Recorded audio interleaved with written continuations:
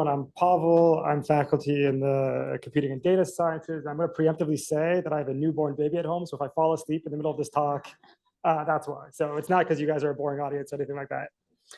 Anyway, I'm going to talk today a little bit really quickly about deciphering the role of cell types and states in disease. And I'm going to do this as a bit of a history lesson. So in 1957, Waddington introduced something called Waddington's epigenetic landscape. And he was trying to explain this idea of the fact that all the cells in your body have exactly identical DNA. The DNA in every cell is exactly the same. And yet they start at this sort of embryonic stage and they start as pluripotent and they sort of change into very specific cell types. And he imagined that as like a ball at the top of a hill, and it rolls down into these valleys, and they sort of determine the final type or state that a cell might be in over some amount of developmental time. Right? And the important thing here is that the DNA is the same, but the cell is changing. So it implies these are epigenetic changes, meaning outside of the DNA itself. And he sort of proposed that there's a series of pegs and wires underneath the landscape, where these pegs are basically genes like your DNA, and the wires are these gene products that are being produced from your DNA. And these combine to form this landscape that allows the ball to roll in certain ways and develop into a specific type. Now, this was in 1957, and this was an interesting idea, but there wasn't really any data back then. So people saw this and they're like, well, that's interesting, but they sort of gave up on this idea and it went out of fashion. But amazingly, in I think like 1987, people figured out that you could actually differentiate cells. So you could take a cell that was in a terminal state and turn it into another cell type that's also in a terminal state called reprogramming. So just by overexpressing a single gene, they changed fibroblasts into myoblasts. So therefore showing that this landscape is maybe not so permanent, and maybe it's malleable in some sense, right? You can move over a hill.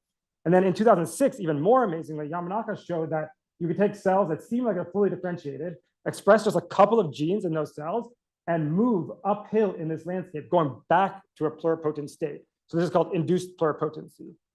And so these things kind of combine to show you that while this epigenetic landscape is real, it's actually incredibly malleable.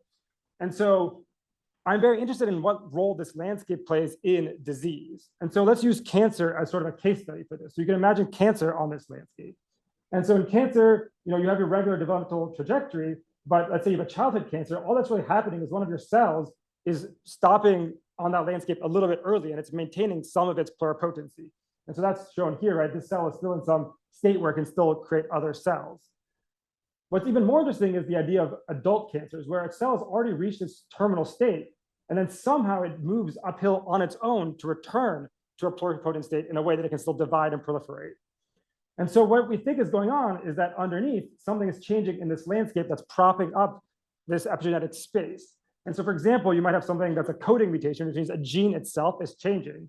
And so when a gene changes, that means maybe one of these pegs is getting blown off this landscape, and it's going to change everything above it. So it's going to be a huge dramatic change that's going to allow cells to go to different places in this landscape and create more cells.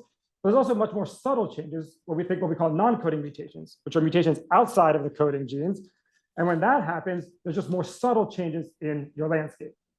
Now, if we actually zoom in on some DNA, we can look at the sort of features that we can measure that are epigenetic features. So we might look at this one strand of DNA and see that while there's transcripts being produced, there's also regions of your DNA that are more accessible to proteins binding and so on. And there's lots of modalities that we can measure. And what's amazing is that in recent times, we've developed technology to actually measure a lot of these modalities in individual cells.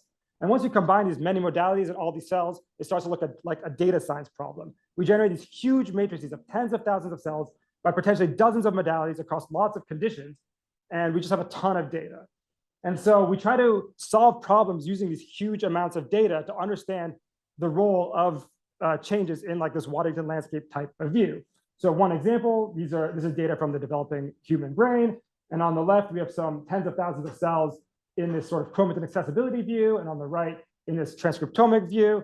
And what we've done is shown sort of a trajectory, which is a pseudo time. You can imagine time passing. These are just individual cells. And you can order your cells by time to see how cells change over time. And you can see that there's actually differences in cells over time. And you can look at the transcriptomic landscape and the epigenetic landscape and see that you could sort of observe how cells are changing over time. Now, bringing this back to this original question of disease, you can think of DNA mutations as another modality that you can measure, and we're really interested in seeing how those actual mutations are changing that landscape. So for example, on the left side here, we've mapped mutations from autism spectrum disorders, to a large epigenetic landscape. And we've seen that the part of the landscape that seems to be disrupted is these newborn interneurons. And on the other hand, when we looked at mutations from Alzheimer's disease, we see that the part of the landscape that seems to be really modified is around microglia, sort of implying that those regions of the landscapes are being modified in such a way that cells are reaching that state in that disease or a modified state. And so altogether, what we're trying to understand is how epigenetic changes can be viewed in this cell type and state changing space, and putting disease into that context in a holistic kind of way using data. Thanks.